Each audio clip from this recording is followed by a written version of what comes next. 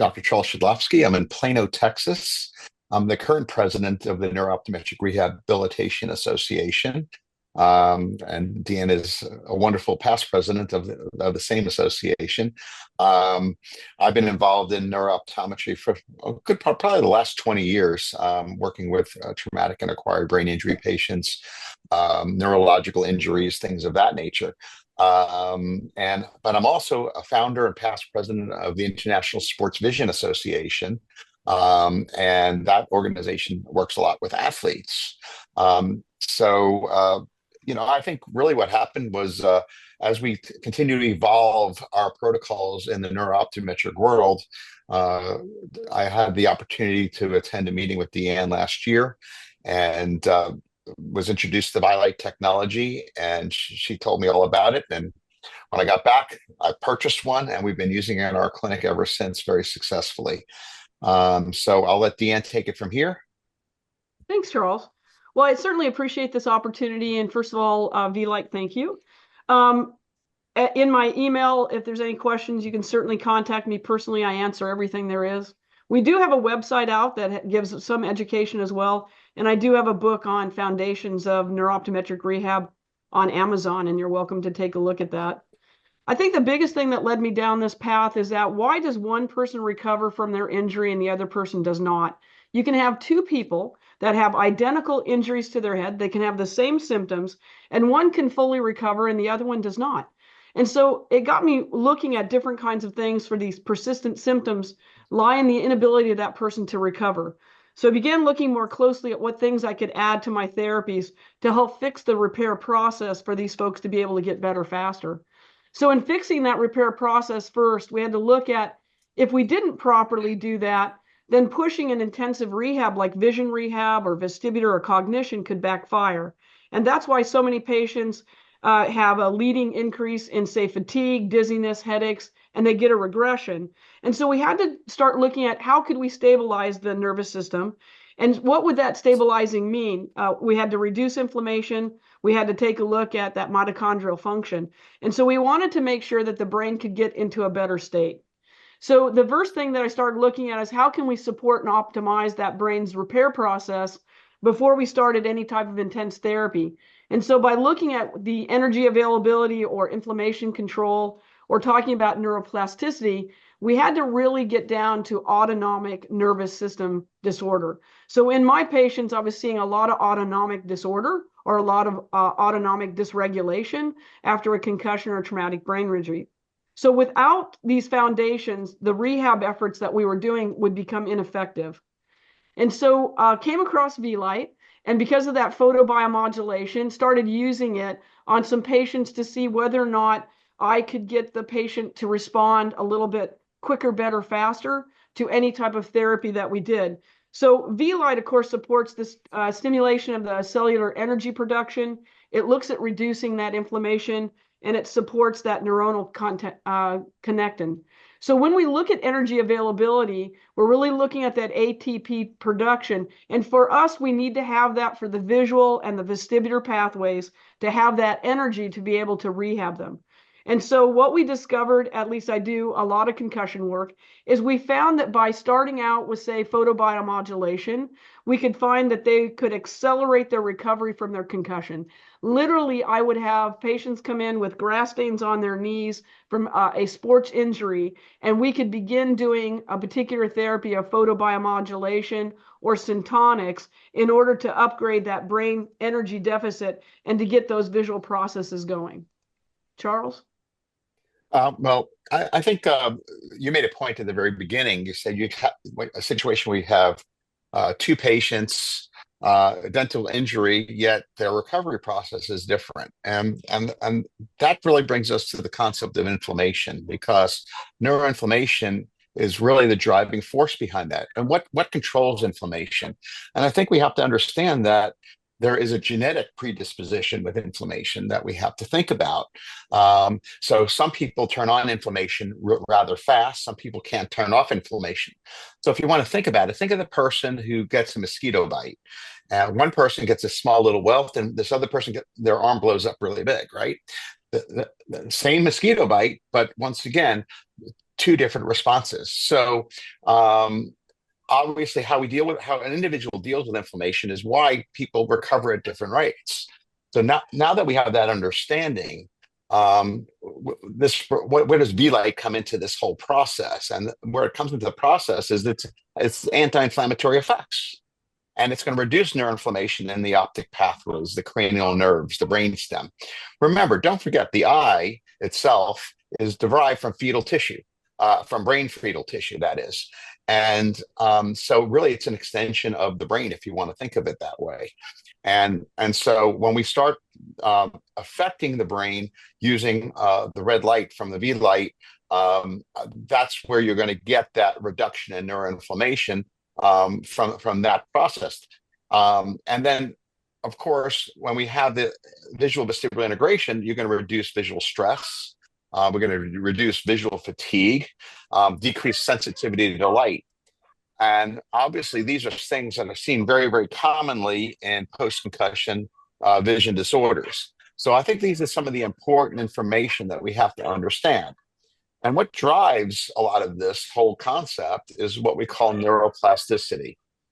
25 years ago, no one really knew what neuroplasticity was. Everything was thought to be in a linear fashion with the brain.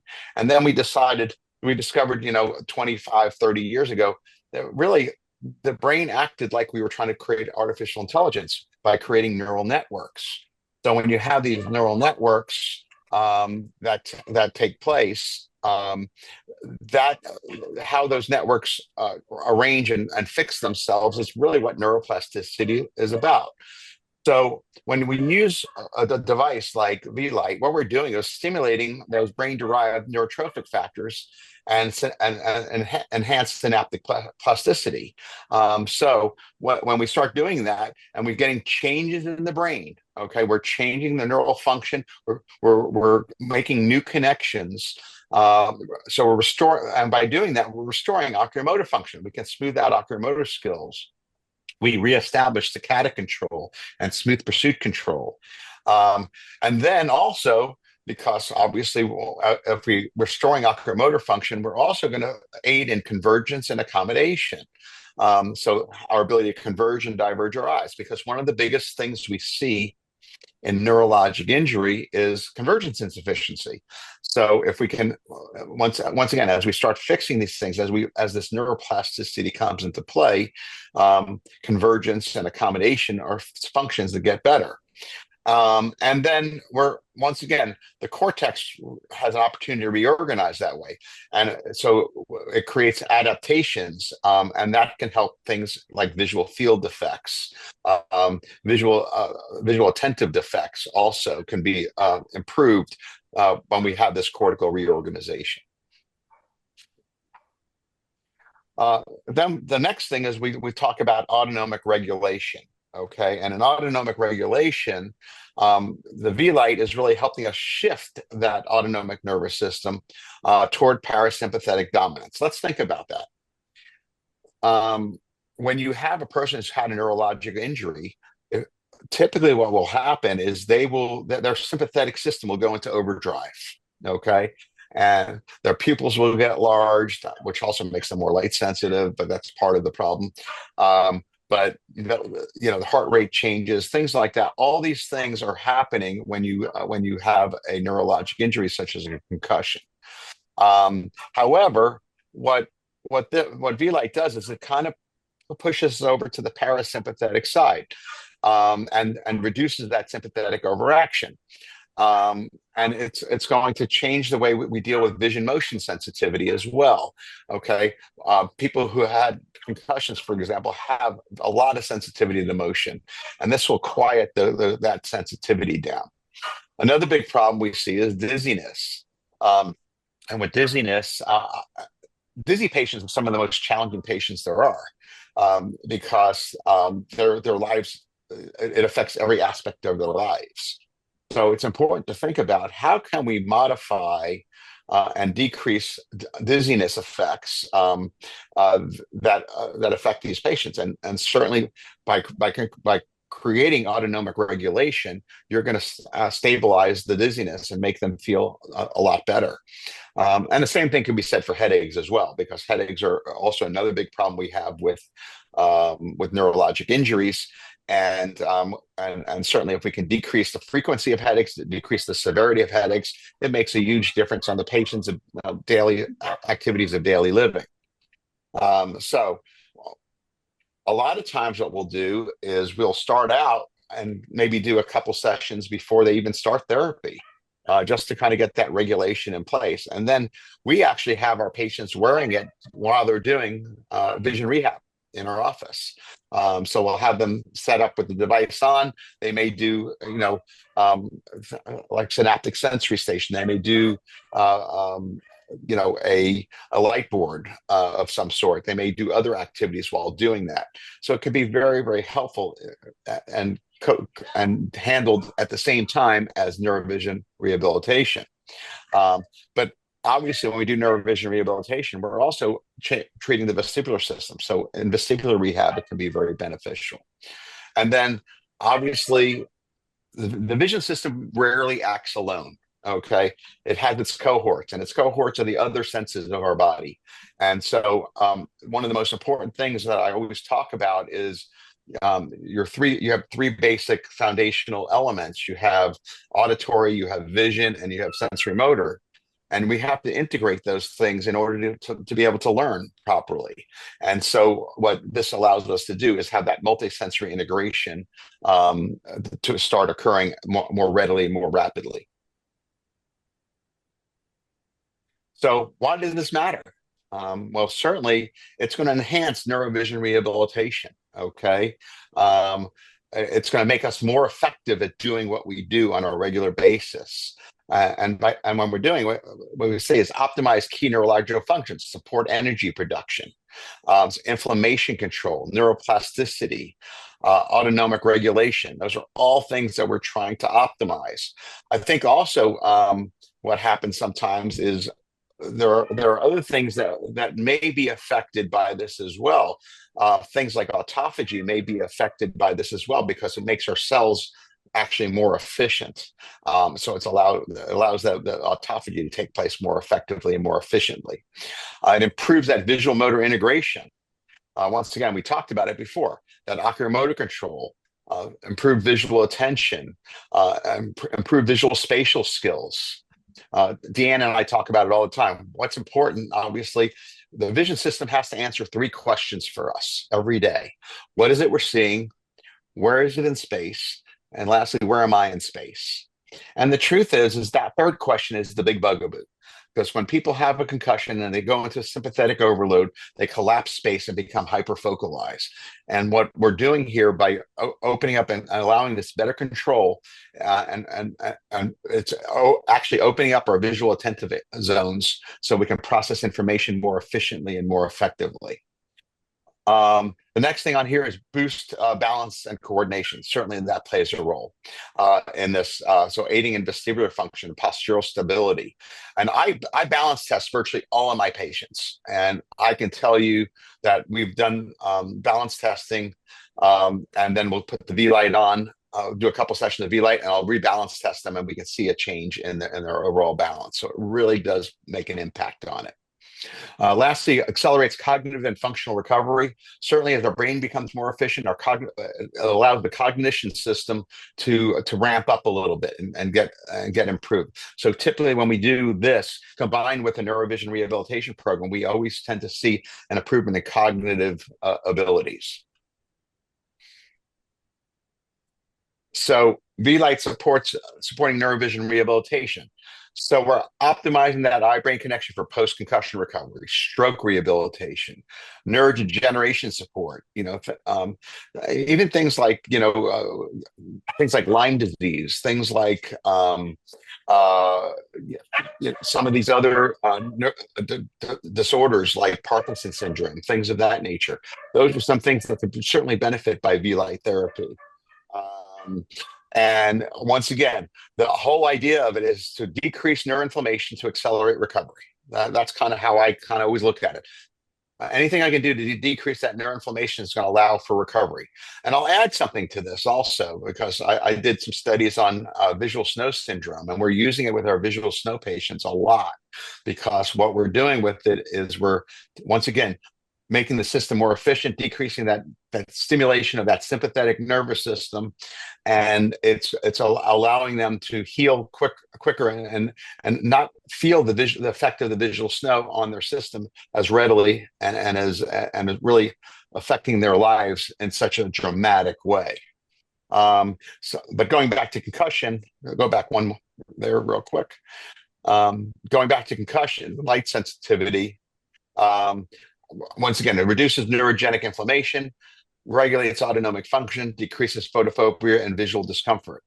And once again, for stroke and visual field recovery, we're getting better perfusion, oxygen perfusion of the brain, which is going to reawake some of those areas that are only partially functioning. And once again, supporting neuroplasticity is really what this is all about.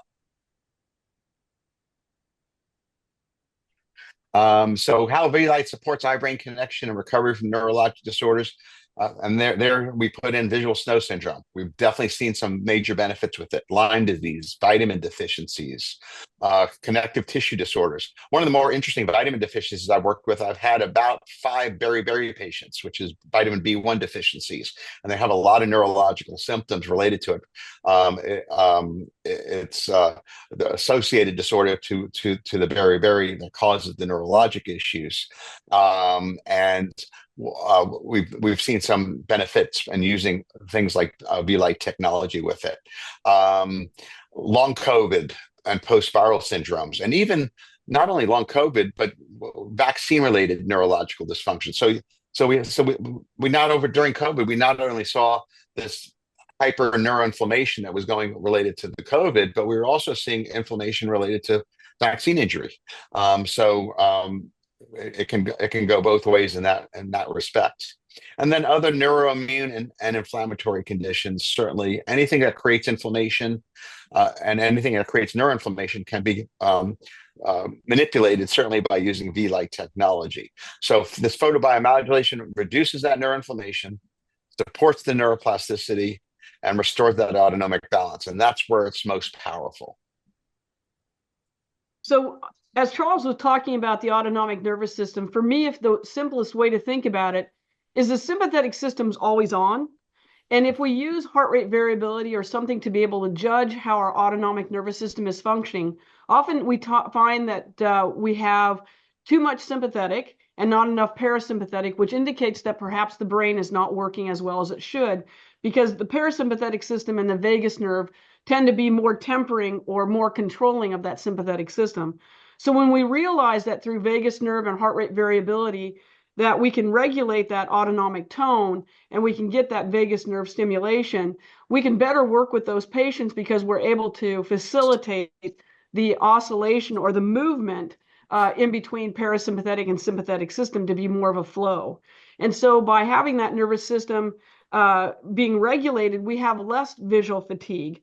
And so oftentimes it'll improve the pupil light response. It'll improve the fact that we have a saccadic latency, and it helps with that eye strain that's post-concussion.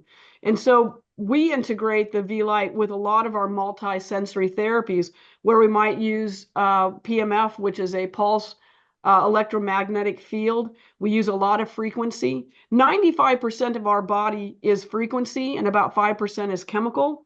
So by using Vielight and using some of these other types of products together, we're able to help with that neuro rehab and enhance that multimodal therapy approach, and it gives us a better recovery and performance. And so one of the things that we find is absolutely by using Vielight in conjunction with any type of eye-hand coordination, we might put them on the synaptic and use eye-hand coordination to enhance that attention, that visual processing. And what we get is we get an improvement in reaction time. And for my concussion patients, that is one way for me to know whether or not that concussion patient is healing, is whether or not their reaction time is getting better. So we use this for a lot of our sports and performance optimization. And so when these patients come in or these individuals come in and they want to perform better, we'll be using the Vielight product along with using any type of eye-hand coordination, or maybe we're going to do vibration. So in conjunction with those types of things, we're able to get them to a higher visual motor performance. And then certainly for kids and adults that come in that are having concerns about processing speed or their ocular motor control, the Vielight helmet really helps getting that word fluency and supporting that reading ability. So definitely, I was mentioning before that of all the Vielight devices that are out there, we find a place in our clinic for each and every one of them. Probably our go-to device is the Vielight Neuro Duo, and oftentimes we're able to use that 40 hertz stimulation. We use that probably the most, but we also combine that later on in the afternoon for patients at 10 hertz. And so what happens is I'm trying to get that patient to get that autonomic nervous system regulation to be able to go in and out of flux. So we might use the Vielight in conjunction with hyper ice compression boots. And what we find is that it helps with headaches and it helps with concussion recovery. The other product that we use a lot is the Vielight Vegas product. And that's been very helpful in my patients in helping them getting to sleep better. One of the challenges of any type of traumatic brain injury, concussion, stroke, neurodegenerative disease is whether or not they're appropriately sleeping. And so by using the Vegas apparatus stimulation, we're able to enhance that parasympathetic stimulation and that activation, and we're able to get their heart rate variability to be more regulated. And so as a result, we get a better control or a better reduction of dysfunction of that autonomic nervous system. So we're going to start out with a case one. I see a lot of concussions, and we've been very fortunate to be doing this since 2010. So we have a lot of different types of information that comes in. I have 1,400 kids from the Metro Youth Football that come see me when they have a concussion. So they'll literally show up in my office with grass stains on their knees. This one happens to be a 32-year-old female who was playing soccer. And what happened is she took a soccer ball to the chin, which drove her head back. She had light sensitivity, blurred vision. She had difficulty reading and using screen time. She had headaches and dizziness with eye movements, and she couldn't sleep. She had poor sleep. She was waking up every 2 to 3 hours. So our intervention at first, literally off the field, is that we did Vielight Gamma daily use for her. And how we do it was we do a matrix. That patient may come in and see us every day or every other day, particularly if it's a concussion patient, because they need more care. So if we saw them, say, between 8 and, say, 1 o'clock, we would use the gamma daily use for that support. If we saw them 2 o'clock and after, we would use the alpha in order to calm that system down. And oftentimes what we would do is use it in conjunction with eye movements, using those eye movements outside of 18 inches so that we would not be stimulating that third nerve as much. And then we would use it in conjunction with either PMF or vestibular rehab. And once again, binocular tracking and strobe would do a lot better. So what happens is the outcome is 3 weeks. We reduced the headaches and improved her light tolerance. In 6 weeks, she was back to reading and doing screen time. And within 10 weeks, she was back to a full return in work and sports activity. Now, once again, it wasn't only the Vielight that we were using. We did it in conjunction with other concussion management programs. But at the same point in time, that is a quick return for most soccer players. So the concussion management for us is to use Vielight Gamma 20 to 25 minutes a day, because that enhances that neuroplasticity and supports that cognitive recovery. Then we have light sensitivity and visual motion sensitivity. And as a result of Vielight Alpha, we would use 20 minutes in the evening. I'm going to, you're able to splice this. I'm going to silence the dogs just a minute.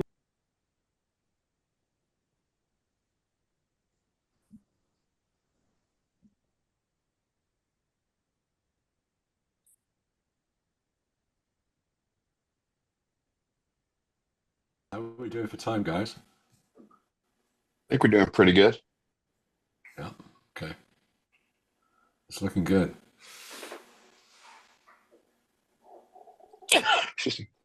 So the Vielight Alpha we use, like I said, in the afternoon for evening to help support sleep.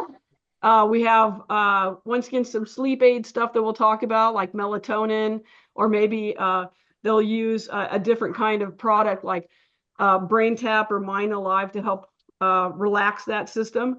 We also use vergence and saccadic training. And then, of course, we use some classical types of things like binasal occlusion, yoked prism, and we do gaze stabilization. Charles? Okay, our second patient here is a Parkinson's patient. As we mentioned earlier, Parkinson's, TBI, stroke, all in the wheelhouse of this. So this was a 68-year-old man who had Parkinson's disease that was diagnosed 4 years previous. So, and what the symptoms you have here, these are some of the real common symptoms we see in Parkinson's: reduced contrast sensitivity, freezing of gait associated with visual input, cognitive fog, or sometimes we call it brain fog, eye strain, impaired balance and spatial awareness. So those are really, really common things that we see across the board in our Parkinson's patients. So in the intervention side of things, we use the Vielight Neuro Duo, which was the gamma and the alpha for cognitive function. And once again, as DeAnn mentioned, we'll do it on a matrix, depending on time of day, things of that nature. We can use prism lenses to improve spatial awareness. So in this case, we'll use a lot of yoke prisms. Typically vertical yoke prisms, low powered, 1 to 3 prism diopters, can make a huge difference for these patients in their perception of space, knowing where they are in space. And then some sensory integration therapy, and that's where we integrate vision system, proprioceptive and vestibular. One of the things I like to do here is I have on my platform posturography, I have some activities, some games that they can play by shifting their balance, by utilizing a visual cue. And it really works really nicely to integrate that vision and proprioceptive and vestibular all together. But there are many other activities that you can use as well. The eye-hand coordination activities. This is where the synaptic sensory station is really good. The Sound Vision integrator can be very good. There's, we still have the old saccadic fixator, can be really helpful with that. Fit lights, just to name a few, can be very helpful in these situations. And then certainly gait training with visual cues.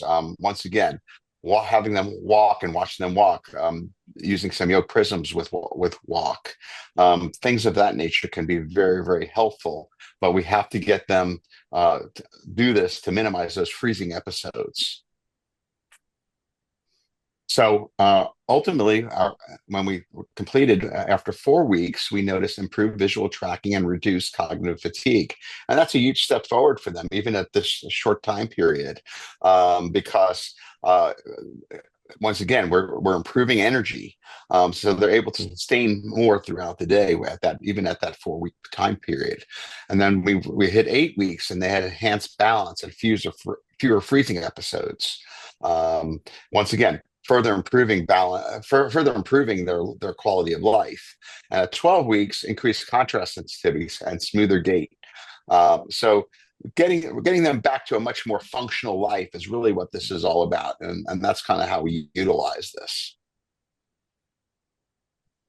So getting back to the traumatic rehab, once again, using the Vielight Neuro Duo, both with the gamma and the alpha, alternating its daily use. Gamma, once again, for cognitive clarity, memory, and reaction time. Alpha for autonomic nervous system balance, like reducing anxiety, improving sleep. The X Plus system now, which for systemic support, 20 minutes a day. And what that does, it enhances that whole body neurovascular circulation. And that's so important. Once again, enhancing blood flow is going to enhance brain function. It's going to support the cells. It's going to decrease neuroinflammation ultimately as well. And then, of course, pairing it with our neurovision rehab. We can do some contrast sensitivity training, dynamic vision exercise with vestibular stimulation to retrain balance and coordination. I do a lot of visual spatial activities to continue to enhance those visual spatial skills. Ocular motor control. Once again, that's really what this therapy is really working with, and this is why it matches so beautifully with what we do in what the Vielight does with neurovision rehab. It's just a natural sense of improvement for that. Last case here, I think it's the last case, chronic visual fatigue and using the Vielight. We had a 45-year-old male IT professional, digital eye strain. How often do we hear this? You have that early presbyopic patient. They're just maybe needing their first reading correction in their lifetime. But you get those people that's spending 10 hours plus hours on the screen every day. Then they come home and play video games with their kids, so they're really, really pushing it as far as that goes. They're getting blurry and double vision after prolonged near work. A lot of neck pain and tension headaches. A lot of visual fatigue and really overall fatigue, and difficulty maintaining focus. And then he had some complaints of visual snow as well. Interesting enough, on visual snow, it's considered a very, very rare syndrome, or it has been considered a very rare syndrome. And now it's thought to be possible in up to 2% of the population. And when I think about it, you say 2% of, oh, that's not a high percentage, but 2% of the population is a lot of people. Even it was one half of 1%, that's a lot of people that are affected by it. But some people, it doesn't affect their lives on a daily basis, yet they still see it, but they never heard it described before. And now people it's becoming more in the mainstream, and people are starting to understand it better. So people are saying, yeah, that's what I see. I didn't really realize what it was. And so visual snow is really something that we can certainly enhance, as I mentioned earlier, with utilizing of the Vielight. So we use Vielight Alpha to reduce the neurofatigue and support relaxation. We also, it's very important when you have a person who's on a computer screen all day long, to modify that. I think first thing that I think is the posture adjustments. Make sure they're aimed in the right place. Their eyes should be pointed 15 degrees downward for optimal for the optimal way for the eyes to perform. Don't forget, if their eyes are wide, if they're looking in the middle of the screen, their eyes are wide open, and their eyes are becoming drier too. So dry eye can play a role in this too. But using blue light filters, especially in the evening, can be very helpful, especially to improve sleep. Lighting optimization, having the right lighting, indirect lighting tends to work really, really well for these individuals as well. Doing some saccadic convergence therapy for near to far visual endurance. Once again, we definitely need to continue, if they're getting fatigued, we have to work on things to improve that endurance. And those are some activities that could be beneficial for them. Cervical spine therapy to address posture related strain. Remember, this patient had a lot of neck strain. And once again, if their head is in a bad position when they're looking at the computer, remember, the eyes lead the body, right? So if you think about that, if their head's in a weird position because their eyes are not set right, it's going to cause a lot of cervical spine pain and neck pain. So doing some spine therapy can be really, really helpful for these patients. Hydration. I don't think we have to say much more than that. Everyone needs to drink more water than we do. I'm one of them too. I get busy in my day and I stop drinking water, and then at the end of the day, it's like, oh my goodness, I need to drink more water. So hydration becomes very important. Obviously, support the autonomic nervous system. We want to drive that parasympathetic, get them out of that fight or flight response. So we always go back to the classics here: hydration, diet, sleep, and supplements. So the outcome for this gentleman was after 2 weeks, we had a reduction in daily headaches, improved posture awareness. 6 weeks, we had improved near-far focus ability, endurance, and reduced digital eye strain.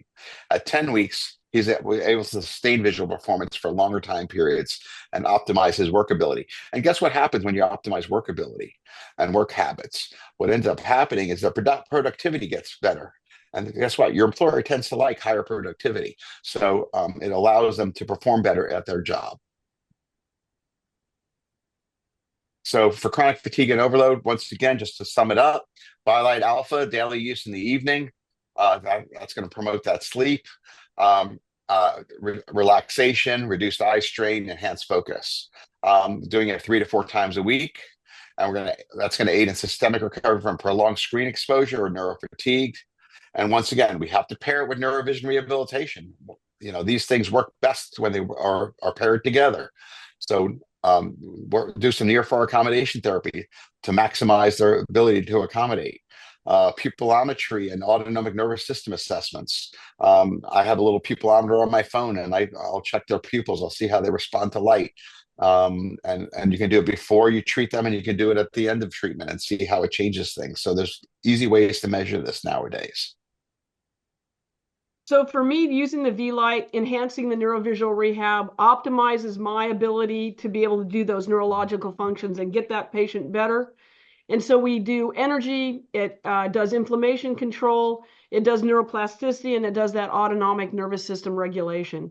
So for me, it's improving that visual motor integration. So while I'm working with that patient can see that they're getting better. As Charles says, it boosts the balance and coordination when we're working with them.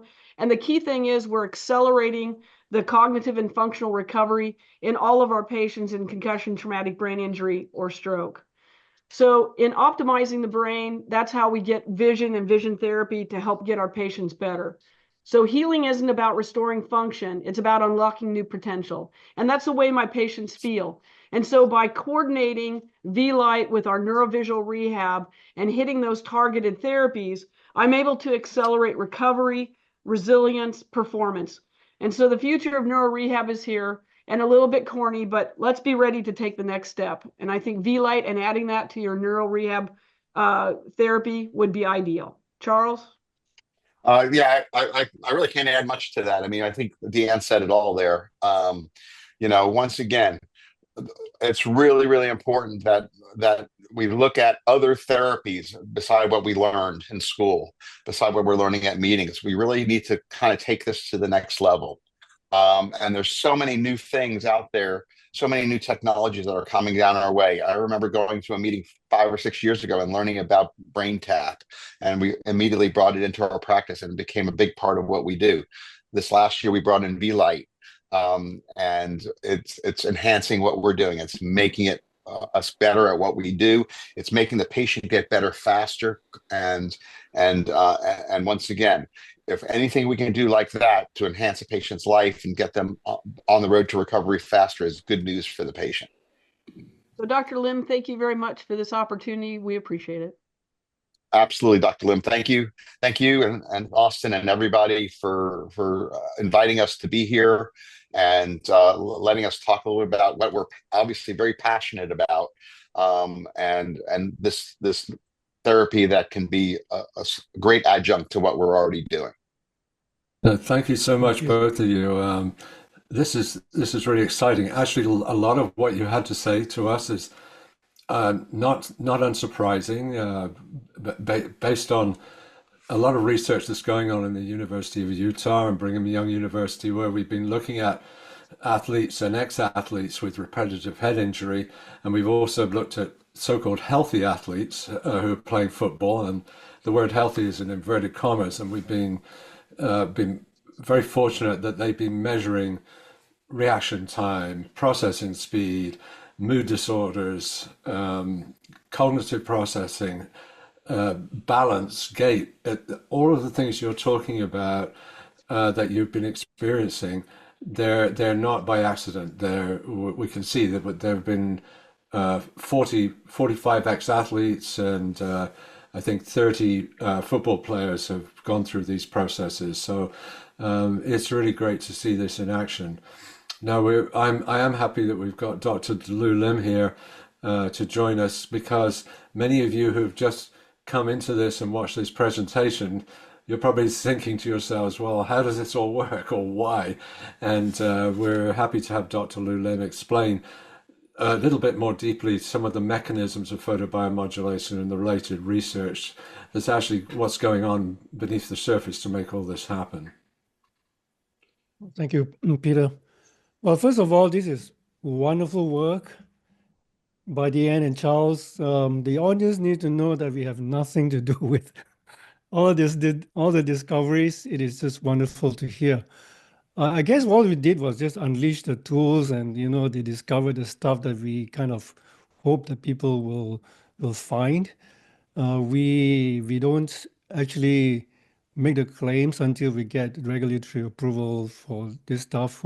So we invest a lot of resources, and I'll show you a little bit later, into doing the research, doing the clinical studies. We have a couple of big clinical trials we plan to eventually take to the FDA for approval, and one of which is traumatic brain injury. But I'd like to share with you what I know. I would, can I share my screen? You should be able to share now. Okay. So if I can, okay, first of all, so much has been said by Charles and DeAnn about traumatic brain injury is one of my passions. I think this is an area where we are seeing a lot of traction, a lot of evidence to support the possibilities of photobiomodulation to help with the brain to recover from traumatic brain injury. So this is a complicated title, but what I'm trying to do here is to go into the underlying, call it physiology, patho, as related to the diseases, the physiology behind traumatic brain injury and recovery. It's a long paper, it's pretty detailed, and I just want to take you to this particular chart, a diagram, that actually Charles covered quite a lot. He talked a lot about neuroinflammation. And for me, the primary cause of, the primary factor for traumatic brain injury is actually axonal injury. Is the axons connect the neurons together and they send signals back and forth. And when you rattle the brain, put it under, whether it's a major trauma or repetitive impact, you eventually cause some measure of injury, a lot of inflammation. What Peter mentioned is, this study that's coming out of University of Utah, watch out for it. It's being written up now on college football players and how they have prevented their brains from, being affected by inflammation and the disconnection in the axons over a season. Then the next season, which is like this season, they performed remarkably well, breaking their records, as a college football team over historically.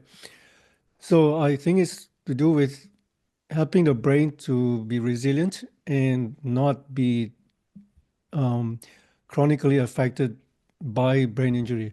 But we want to take that and do a much bigger trial and so on. So this is, if you have, go, it's well, personally, I find going to this research help me a lot to understand. Eventually, what we plan to do is not just looking at alpha gamma. In fact, DeAnn and Charles have done a great job in combining alpha and gamma. I do find that alpha and gamma have their roles in helping with recovery of traumatic brain injury. We've got evidence for dementia, for Parkinson's, as mentioned by Charles, and a bunch of other things. And then also Charles mentioned about autonomic nervous system, the vagus. I believe the vagus, when you have an intranasal plus directing to the vagus nerve, that connects. The vagus nerve actually is coming out of the brainstem, so that controls the autonomic nervous system. And I believe it can triangulate that and help with your parasympathetic system restoration and all that. Eventually, I think over time, we're doing a lot in this particular area in trying to personalize treatment protocol for individuals by using artificial intelligence. So we're developing all that. We're trying to break through and see, based on EEG, how we can personalize and get even better outcomes. So that's an idea of what we're doing in traumatic brain injury. And I would like to give the audience an idea about of the mechanisms. Let's see. Are you seeing a new set of slides here? No, it's only showing the paper. Oh, what do I do? Let me. I think you'll have to end share and then share your Yeah, stop entire share. screen. Share. Okay. Yeah.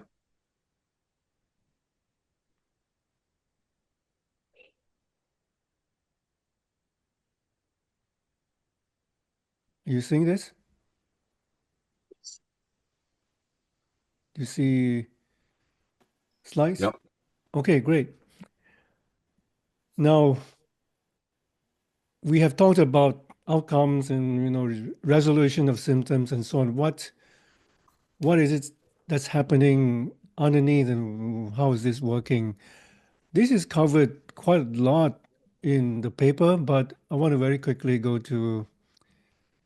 Let's go here. Okay. Now this looks complicated, but it's actually simplified a lot. This on the right, if you follow my cursor, this blue layer here is actually supposed to represent the skin, the membrane. The light goes through when we use something like near infrared range. We use 810 nanometers. Some people use 1070, which is a little bit longer.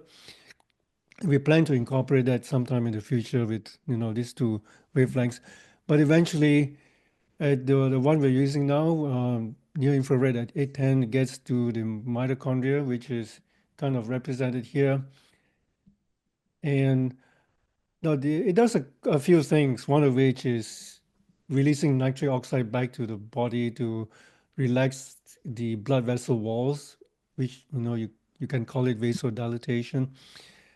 Among other things it does is, of course, it does ATP, which mitochondria has been, most people know what it does. This is the cellular energy.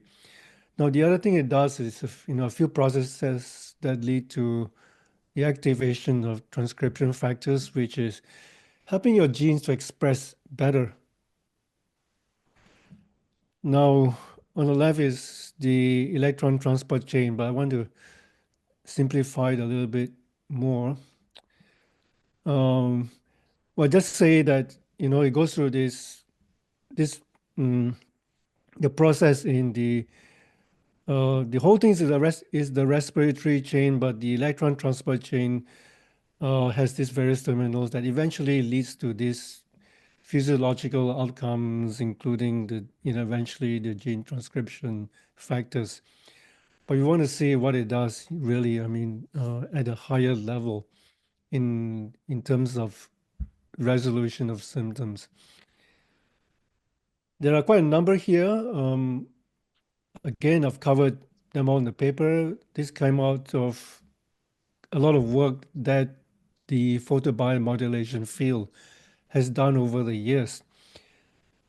I'll just quickly go through, synaptogenesis, like Charles have alluded to, is, it's increasing the creation of synapses, better functionality of the synapses. Angiogenesis is the new blood vessels. Blood flow is anti-inflammation. Cell apoptosis is a cell death, so it is kind of helping to, I would say, manage that better. You can put it together with autophagy, where it's the programming of cell death. Progenitor cells, more to do with the eventually stem cells. And then you've got the neutralization of free radicals, and antioxidants to this superoxide dismutase. The antioxidants and various growth factors and neurotrophins. But you can just summarize in some keywords easier to remember, like growth factors, improve blood circulation, anti-inflammation, reduce toxicity, particularly when you have, a lot of metabolism and establishing homeostasis or the balance. Now, this is the one that I wanted to get out of the box a little bit because the more learned people who wanted to explore more into photobiomodulation starts looking to, hey, does the light really penetrate that deep to get all these outcomes? And then you come across this literature, which is, there's quite a lot of credibility. Say, we use 810 nanometers in the near infrared. And the convention is it only penetrates 2 to 3 millimeters. This little. And when you go to a longer wavelength, 950 to 1200, you thought it would be, penetrate deeper. Computer modeling and I'll show you a little bit of some experiments show that it really doesn't penetrate that deep. So what's going on? How can we make a claim that we can treat the whole brain with all these wonderful symptoms? Is it placebo? It doesn't penetrate that deep. So I can go very deep. I'm actually probably going to develop a paper to resolve it. But here's one. You've got a group that comes out and say, you know what, I've done experiments and it's only that shallow in the penetration. So when I go look at how it works, how it penetrates on a lamp head using this measuring instruments, is some kind of spectrometer, in human skin. Don't ask me how they obtain a human skin. This is a lamp head. It's very, very shallow. And their conclusion is you need really a lot more power, like 10 to 15 watts. Okay, we're talking about milliwatts. 1 watt is 1,000 times. Then we're really talking about 10,000 milliwatts, 15,000 milliwatts to try and get 3 centimeter depth.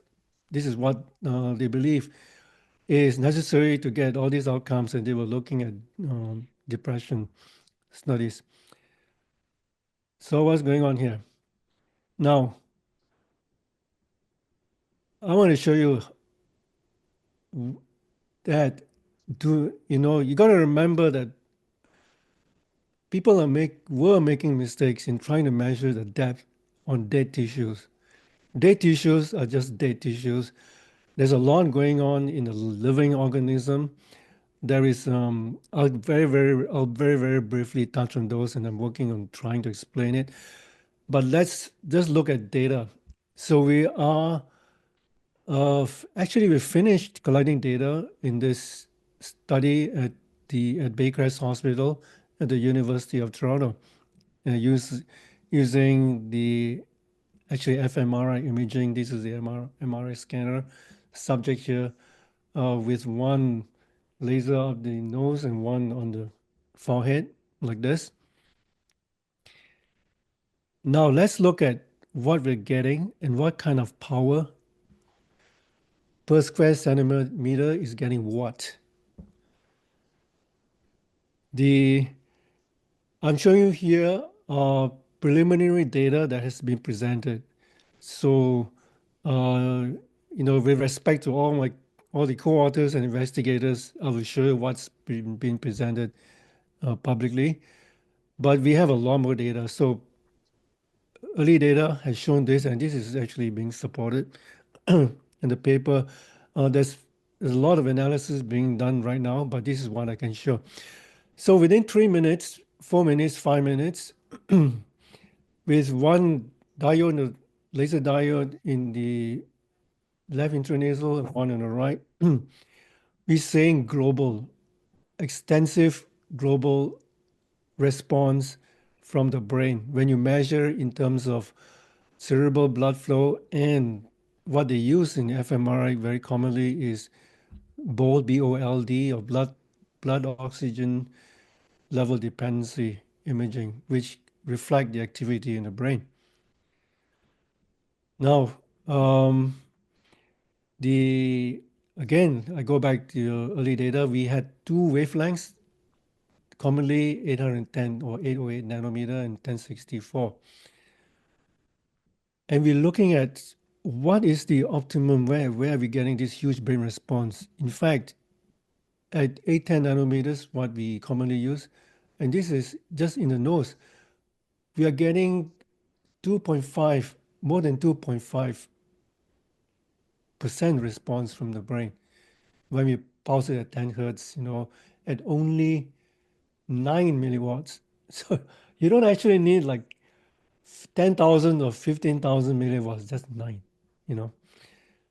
And when we compare to transcranial, okay, let's look at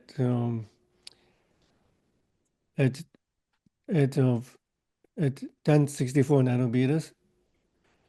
It is at 150 milliwatts, pulsing at 40 hertz, which is gamma. This was alpha. 150 milliwatts, we get a peak. If you put too much power at 250 milliwatts, it's gone negative. Now, there's a window, because less than that, nothing is happening. Very similar results are seen when you do voxel counts, as opposed to the blood oxygen level dependency. Now, the message here is we are getting global and immediate response from the brain in the diffuse manner by only one location here, one location here, much, much lower power. So we don't need a lot. So there's a lot of difference between a live human being, and this is done real time in the scanner, versus dead tissues. So I look forward to the eventual publication. So this is a summary. Wavelength, power density, pulse frequency have significant effects. Likely 100 milliwatts per square centimeter is around that is required for transcranial, like on the forehead, and just 9 intranasal. And we have other factors like skin color is also a factor, but that's another matter. It is part of the study. Now, how do we get that? Now, it's very important that in a live person, a lot of things are happening. It'll take quite long, and to try and explain it. And we talked about ATP, mitochondria producing ATP. ATP is actually a neurotransmitter too. So it kind of act like GABA or glutamate, where they have different roles in brain signaling. So it works together with purinergic signaling. These the molecules that are also part of this process, where there are receptors all over the brain that can receive these molecules transported by along with the ATP signaling. We are exploring. We have a study that's happening with University of Calgary in Alberta, looking at the biophoton emission. So we all have, when there's some form of activity, metabolism in your body or the brain, you cannot see it, but with certain cameras you can see, there's like aura in the body, near infrared. But inside the body, it seems that a lot of it is within the ultraviolet, but it also covers red and near infrared. Internally, that seems to be involved in cell-to-cell signaling and eventual signaling. Now, this is hypothetical. We're looking at it. And when you have signals from EEG, like electrophysiology, there is electromagnetism involved, and they're also involved in some way. So that is a very quick suggestion of what is happening in the brain. but it is happening, and it kind of explains why we're getting, this low power, you're getting extensive response. So in the company, we do a lot of studies. We collaborate with many researchers, and we cover many areas. It is available on the website. We do everything from, looking at neuromedical indications that cover traumatic brain injury, which is mentioned here. We do quite a lot of work on Alzheimer's and mild cognitive impairments. There are studies done on our devices for Parkinson's. We have completed a study that showed that it helps with brain fog in long COVID, and we are going to take that to get regulatory approval for that indication.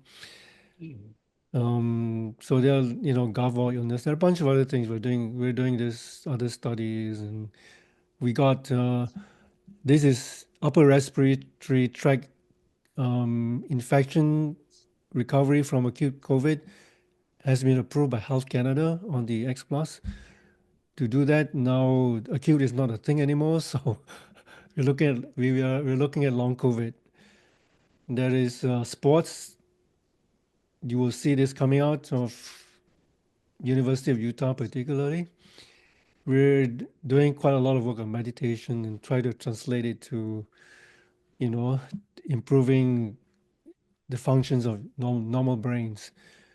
There are papers published on this helping with creativity. And what is really quite exciting is looking into the basic science, trying to explain. Like what I've explained to you now is only part of what we know. We have looked into what the effects are on the microtubules, which is they form the support structures for neurons and brain cells. I mentioned fMRI. We've got biomarker studies and a bunch of things. These are indexed with these numbers to where this research are happening. And there are, institution-based research involving easily more than 100 researchers, mainly in North America. So that is my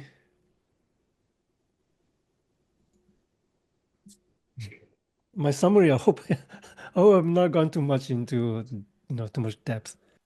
Okay, thanks very much, Dr. Lim, for taking us on a bit of a deeper dive. So, Charles or DeAnn, I just wanted to understand, you mentioned you're using our technology in your practice.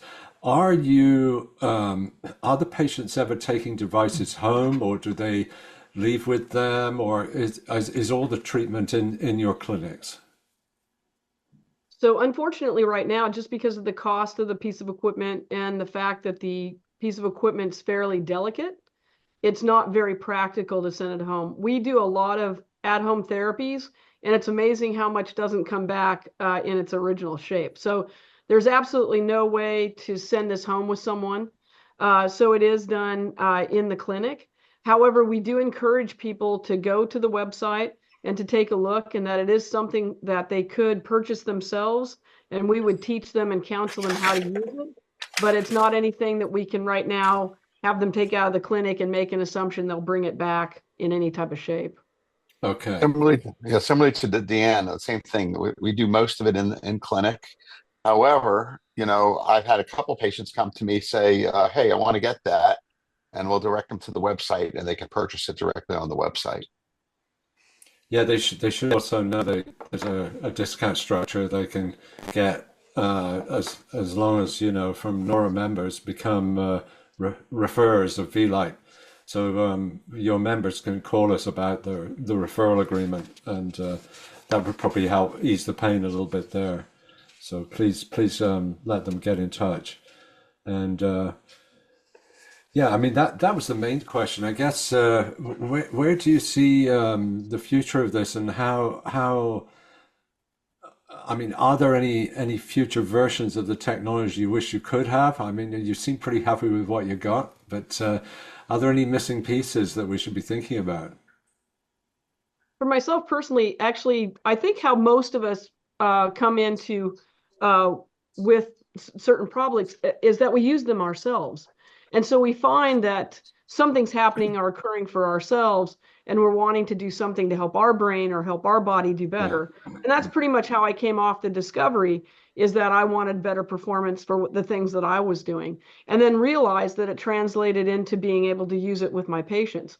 And the third thing for me is I have an opportunity to get a contract with a major sport group. And one of the things we're going to pitch to them is a neurocognitive program in order to help them with their sporting. And part of that programming is going to be your piece of equipment as well. Well, it might be worth mentioning that I guess a year ago we equipped the Brigham University football team with Vielight devices, and they've been using them through the season. But just FYI, if you look at their performance last year with the same coach and virtually the same team, the same quarterback, and compare it to this year, some of your sports customers might be very encouraged to follow your advice. So, Yeah, I think certainly, I think I would say I'm still in the learning stage with the device. I think as an adjunct to what we're doing, an adjunct to other therapies that they're doing, I think it's another tool in our toolbox, so to speak, to be able to make the patients improve the patient's lives. So, in looking to the future, I think we'll find out as we learn more about photobiomodulation and what it can do and how it can do it, and I think we'll come up with new applications over time. I think we'll think it through and we'll say, hey, have you thought about doing it this way, or have you thought about doing it this way? But I think that's part of the process of learning as we go through it. I think the biggest key with the product for our program is, like Charles and I mentioned, is movement. Basically the neocortex was developed because of movement. We walked 12 miles a day, and we were hunters and gatherers, and slowly but surely then our knuckles came up off the ground. So the point is that by adding it to other types of things, it becomes a much better product. So by using eye-hand coordination or vibration or movement, we can find that Vielight really helps us do better with that recovery. oh, And thank wellness. you so much. Absolutely, absolutely. Well, if you have any other questions for our team here, we're going to, you'll see a website address and an info@vielight.com. We'll put up something specifically for Nora, so you can answer questions, and both us and I'm sure Charles and DeAnn will be happy to also help us to get you what you need, information you need. But thank you so much. It was really interesting. Thank you so much for putting so much effort into preparing for this. Well, thank you for the opportunity. Thank you. We appreciate it. It's Absolutely. wonderful to have met all of you, and to be able to really talk about how this is just once again another tool in our toolbox, and it's been a great addition to what we're doing. Absolutely.